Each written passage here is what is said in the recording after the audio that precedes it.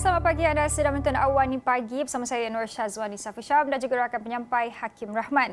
Dan Awani Pagi hari ini kita nak bincangkan perihal kesihatan yang melibatkan pembedahan plastik. Tetapi sebenarnya bidang pembedahan plastik ini tidaklah terhad kepada pembedahan estetika semata-mata. Malah ia turut melibatkan pembedahan rekonstruktif yang meliputi kes-kes kecemasan seperti naas jalan raya dan juga melecur kebakaran. Hakim.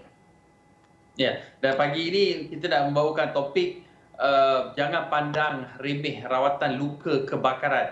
Dan pastinya untuk bincangkan perkara ini kita nak bersama dengan pakar iaitu Dr. Syah Jumaal Muhammad Yusof, pakar pembedahan plastik rekonstruktif dan estetik UiTM Private Specialist Center ataupun UPSC. Assalamualaikum, selamat pagi doktor. Waalaikumsalam, Encik Hakim, Syazwani. Thank you. Terima kasih sudi jemput kami hari pagi ini. Ya. Doktor, pertama sekali kita nak melihat kepada luka kebakaran ini. Mungkin kebanyakan kita ni kalau terkena air panas sedikit, melecur sikit, kita mungkin ingat macam luka biasa. Tapi sehingga tahap mana yang luka kebakaran ini sampai memerlukan rawatan ataupun pembedahan plastik?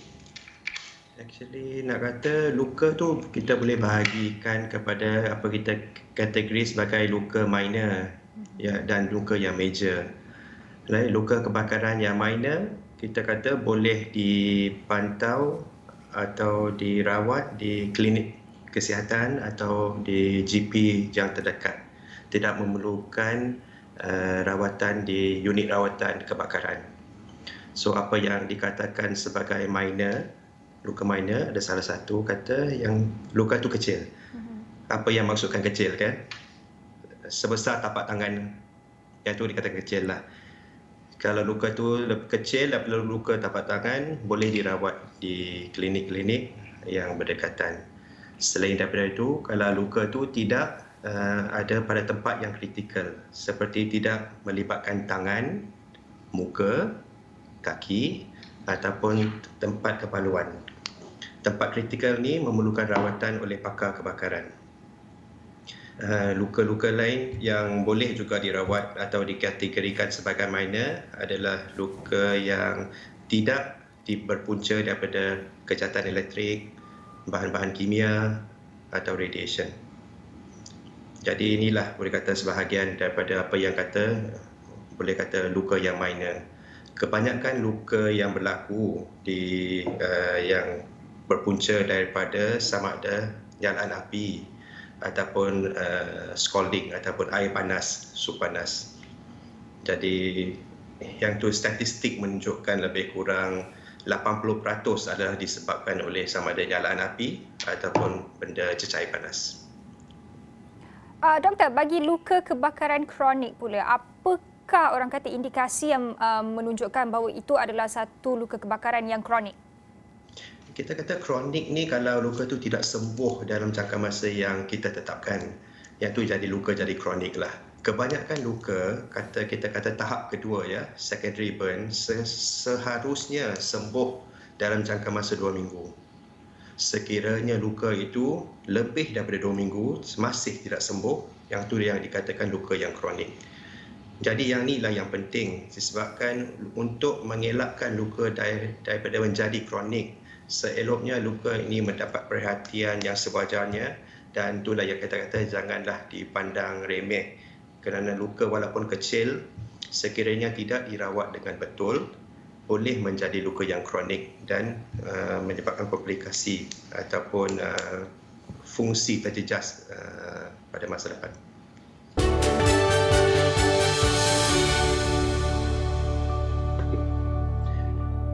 Bertemu kembali dalam Awani Pagi bersama saya Hakim Rahman dan Syazwani Safusyam. Kita sedang membicarakan mengenai luka kebakaran di mana kita kadang-kala segelintir kita memandang remeh mengenai luka kebakaran ini. Untuk itu kita nak bersama dengan pakar pembedahan plastik rekonstruktif dan juga estetik UiTM Private Specialist Center Dr. Syah Jumaal Muhammad Yusof. Doktor, bagaimana kita nak lakukan ataupun apa sebenarnya yang perlu kita lakukan kalau kita ni terkena luka ataupun kecederaan akibat kebakaran atau mungkin terkena minyak panas, terkena percikan api, apa perkara pertama yang perlu kita lakukan dan bagaimana kita nak kena pasti luka ini perlu mendapat rawatan segera di hospital dan bukan hanya sekadar perawatan kendiri atau perawatan kecemasan di rumah. Okey, terima kasih Hakim. I think soalan yang bagus. Selalunya yang kita kata what is the best first aid lah. First aid yang terbaik kan untuk luka. First aid yang terbaik adalah sekiranya kita terdapat luka, kawasan tempat yang luka terbakar, letak di bawah air paip sekurang-kurangnya 20 minit. Jangan letak ais, bukan ice water, bukan just air paip normal room temperature. Letak bawah sekurang-kurangnya 20 minit tempat yang kena luka. Yang itu adalah first aid yang terbaik. Selepas itu boleh bersihkan dan sekiranya ada dressing, ada first aid kat rumah, dalam tu ada dressing ke ada krim untuk burn dekat rumah dalam first aid kit, boleh sapu atas. Sekiranya tidak ada, boleh letak kain yang bersih dan boleh pergi jumpa klinik yang terdekat. Luka-luka yang saya kata, kalau sekiranya luka itu besar, iaitu lebih saiz tapak tangan, seharusnya pergi jumpa ke hospital yang terdekat lah.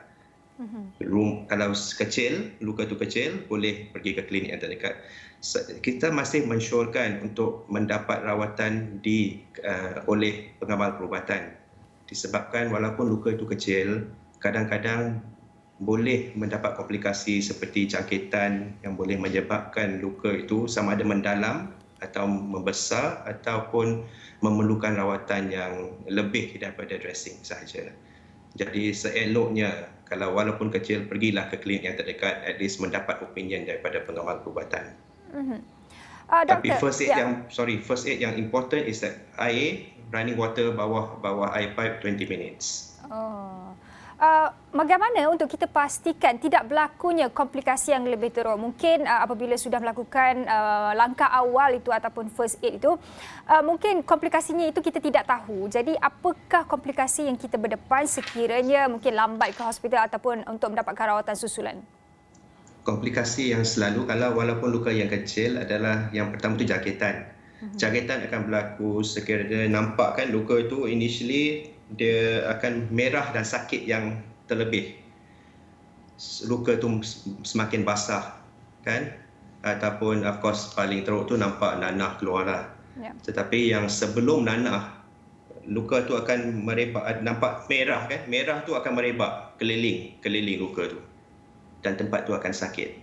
Jadi itulah satu indikasi jangkitan sedang berlaku selain daripada demam. Dia keadaan itu ataupun kesan itu mungkin akan dirasai untuk tempoh beberapa hari, doktor. Maksudnya adakah macam immediately baru kita nampak kesan tu atau dalam tempoh seminggu, 2 minggu? Luka yang selalunya, seeloknya dia akan mula kering 3-4 hari. Selepas tu dia akan mula kering. Tetapi kalau tidak kering dan infection selalunya set in lebih kurang 2-3 hari ke atas selepas luka. Doktor, satu lagi, kita sedang mainkan visual orang melalukan air atau meletakkan air di kawasan kebakaran yang terkena percikan kebakaran itu. Cumanya kalau mungkin doktor boleh jelaskan apakah rasional di sebalik melalukan air di kawasan kebakaran itu, dan mungkin ada letak gel ataupun ada letak ubat gigi. Apa rasionalnya untuk mengurangkan kesan kebakaran? Rasional first aid ni adalah kita untuk stop the burning process. Jadi cara kita nak stop burning process adalah untuk menurunkan suhu, ataupun sekiranya disebabkan oleh bahan kimia ke apa, air itu akan wash away lah the chemical, akan menurunkan suhu. Dan so it stops the burning process. Kita tidak mensyorkan menggunakan home remedy seperti minyak butter, telur, kicap, minyak gamat ataupun anything off the shelf. Disebabkan kita tak tahu kandungan yang sebenar, satu, kita tidak tahu sterility bahan tersebut, dan bahan tersebut adalah tidak medical grade. Jadi mungkin boleh memudaratkan lagi luka tersebut sekiranya menggunakan home remedy ini.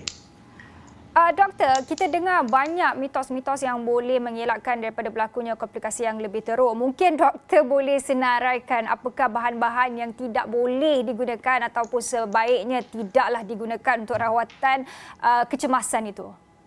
Okey, sebenarnya banyak kajian telah dilakukan dan kajian juga daripada Malaysia menunjukkan hanya 5% sahaja menggunakan kaedah first aid yang betul.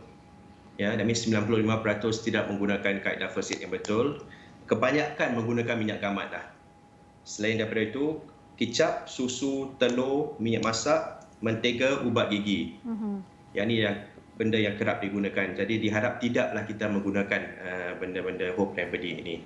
First aid paling baik adalah 20 minutes bawah running water. After that, kalau luka yang kecil, farmasi banyak menjual krim-krim untuk luka kebakaran atau melecur atau untuk any wound. Kita boleh sapu that kind of cream. Kalau ada dressing yang kecil, boleh melakukan dressing sendiri. Tapi sebaik-baiknya dapatlah opinion daripada pengamal perubatan. Okey, itu antara bahan-bahan yang mungkin ada di rumah yang seeloknya tidaklah digunakan untuk merawat luka kebakaran itu apabila berdepan dengan detik-detik cemas ini. Banyak lagi yang ingin kita persoalkan kepada Dr. Shah, tapi kita akan berhenti rehat sekali lagi, kembali selepas ini.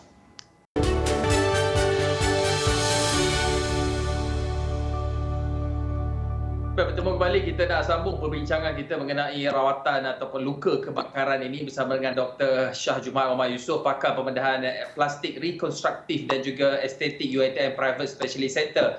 Doktor, kita dah maklum seperti yang doktor beritahu tadi, apa yang perkara yang perlu kita lakukan. Rawatan awal, rawatan pertama jika kita terkena luka ataupun kecederaan akibat kebakaran minyak ke bahan kimia ke. Tapi sehingga tahap mana sebenarnya luka kebakaran itu sehingga memerlukan rawatan ataupun pembedahan plastik?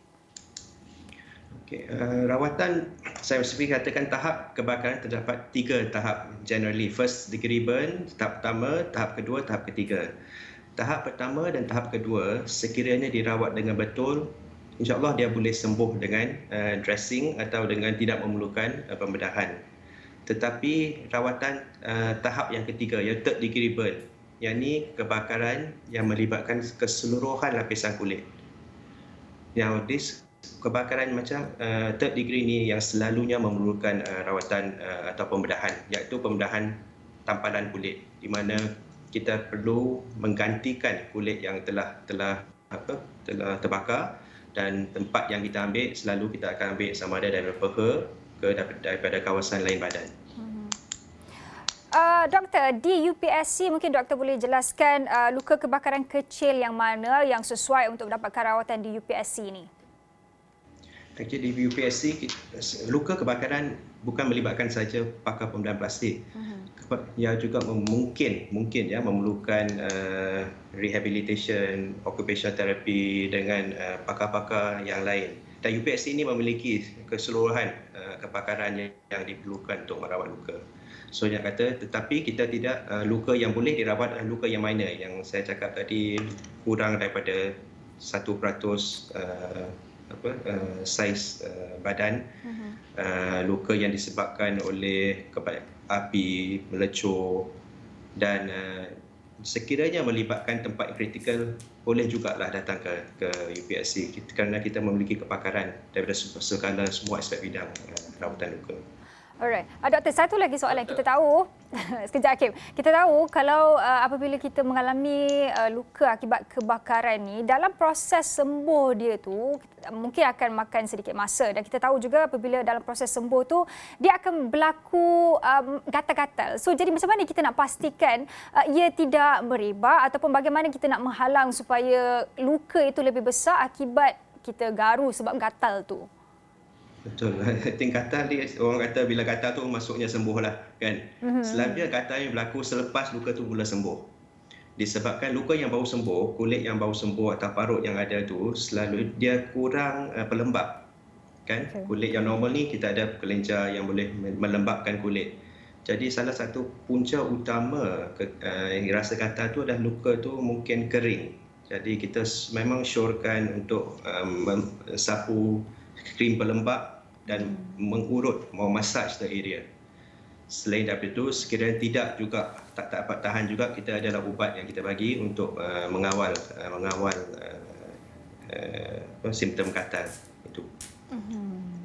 Doktor, kita ialah kadang-kadang ada sekeliling kita ni macam berat, dia nak pergi ke hospital dapatkan rawatan apabila melibatkan luka-luka yang pada pandangan mereka mungkin kecil, tapi kadang-kadang ianya mempunyai risiko tersendiri yang mungkin kita tidak sedar kerana kebanyakan kita bukannya pakar perubatan.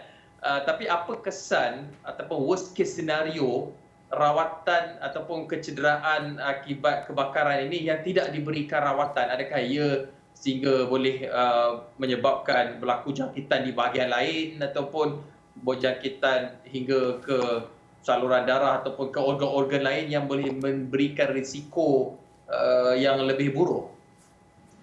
Ya, betul. I mean, worst case scenario of course yang tu boleh berlaku disebabkan walaupun jangkitan di mana-mana tubuh badan sekiranya tidak dirawat dengan betul boleh merebak sampai masuk ke dalam sistem saluran sehingga boleh efek keseluruhan badan. So memang kita dapat systemic infection boleh berlaku sekiranya tidak mendapat rawatan ataupun jangkitan itu tidak mendapat rawatan yang betul. Dr. Shah sebagai pakar pembedahan plastik ini pastinya sudah berdepan dengan kes-kes ataupun sudah merawat kes-kes seumpamanya sebelum ini. Mungkin Dr. Shah boleh kongsikan sendiri pengalaman merawat luka akibat kebakaran ini untuk pastikan mungkin mereka yang berada di luar sana yang berdepan detik-detik cemas ini untuk tidak lambat mendapatkan rawatan. I think seperti saya tekan tadi, yang first thing tu rawatan first aid tu is important. Yang rawatan first aid ni sekiranya dilakukan dengan betul boleh reduce komplikasi dan improve healing process. Itu yang penting lah. Selain daripada itu, memang rawatan saya juga kita bekerja di unit rawatan kebakaran. Jadi kita memang unit rawatan kebakaran merawat luka-luka yang serius iaitu selalu 15% kebakaran ke atas. Jadi memang komplikasi kita dapat merawat atau melihat komplikasi kebakaran terutamanya sekali sekiranya datang lambat. Iaitu datang dah sudah ada jangkitan dan susahlah kita nak treat macam tu. Tapi tu yang seeloknya kita mendapat rawatan awal, first aid dan betul. Dan juga kalau boleh, ini yang penting lah, luka kebakaran boleh dielakkan. 50% kebakaran ni berlaku di rumah. Jadi kita boleh elakkan sekiranya aspek keselamatan dipantau dengan lebih baik.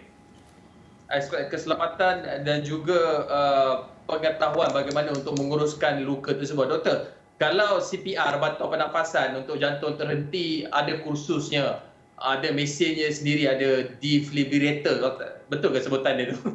Defibrillator kan? Betul. Ya. Kalau untuk luka kebakaran ni ada ke pusat-pusat macam di UiTM Private Specialist tawarkan untuk ikuti kursus dari industri mungkin ada, tapi untuk domestik ni ada ke perkara yang mungkin ditawarkan oleh UiTM boleh kongsi kepada masyarakat di luar sana? Sebenarnya sekarang ni UiTM UiTM lah, bahagian UiTM kita telah formulasi, kita design satu kursus untuk pengamal perubatan supaya first aid dilakukan dengan betul dan rawatan acute burn dilakukan dengan betul.